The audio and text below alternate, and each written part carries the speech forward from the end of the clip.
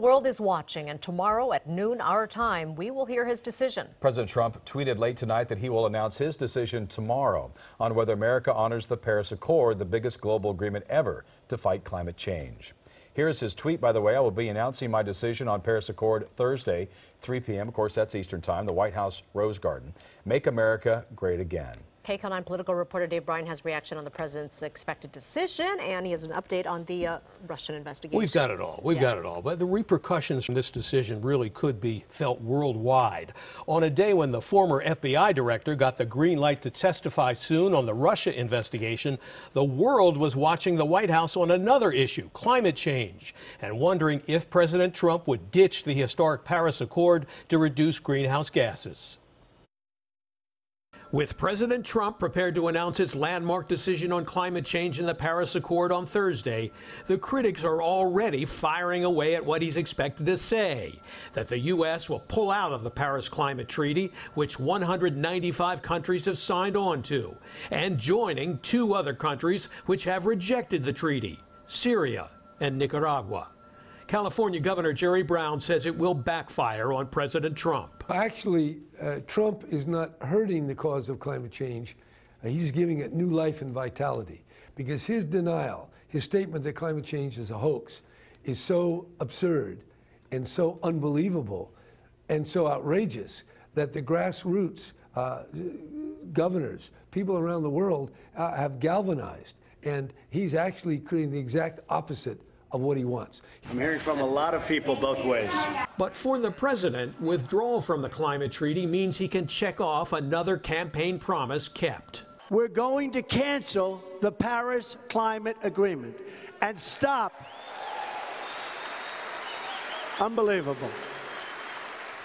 And stop all payments of the United States tax dollars to UN global warming programs. Nonetheless, walking away from the worldwide effort to address global warming will also isolate America. Some White House sources have reportedly cautioned that the final decision isn't etched in stone. But CBS News has confirmed that President Trump has already told some of his confidants that the U.S. will withdraw. And Democrats are warning there will be dire consequences. All people need clean air to breathe. All people need to be able to drink clean water. And the children of our community are no different than the children of any other community in needing clean air and clean water. But some Republicans fired back. I'd hate to see us harm our own economy by agreeing to something that other people that we're agreeing with aren't going to follow. With the climate change issue exploding, there were several other new developments Wednesday in the ongoing Russia investigation as well. Former FBI Director James Comey is reportedly about to break his silence on the issue in testimony next week to the Senate Intelligence Committee. And CNN reports Comey will acknowledge that President Trump pressed him to drop the FBI investigation of former National Security Advisor Michael Flynn.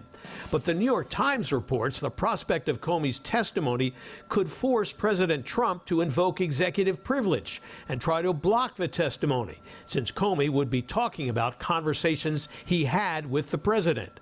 That's what Intelligence Committee member Senator Kamala Harris wants to hear about. Did he in any way suggest to Comey that the investigation should shut down or should close without completion?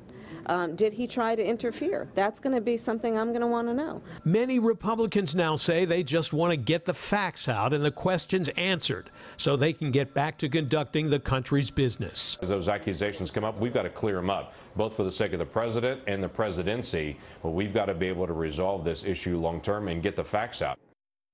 Comey's testimony, of course, could contain some of the most compelling pieces in the congressional investigation of Russian meddling and possible collusion.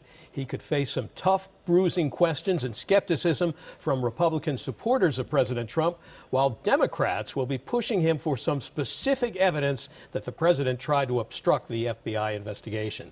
You're not going to want to miss this one. So, Dave, the Senate Intelligence Committee, not the only group that is investigating the Russia investigation, taking some action today. Can you tell us about the other related activities today? Absolutely. Like I said, we got all kinds of action here. Not wanting to be left in the dust by the Senate Intelligence Committee, the House Intelligence Committee this afternoon issued 7 subpoenas. Among those receiving the subpoenas are former National Security Advisor Michael Flynn and Donald Trump's personal attorney Michael Cohen. And tonight, the Washington Post reports the Trump administration is taking action to return 2 Russian diplomatic compounds on the East Coast, return them to the Russians. President Obama threw out 35 Russian operatives and ordered those compounds closed 5 months ago because he charged they were being used for election meddling operations. This is a real head-scratcher because of the timing, just as the Russia investigation is heating up. Okay, Dave, thank you so much.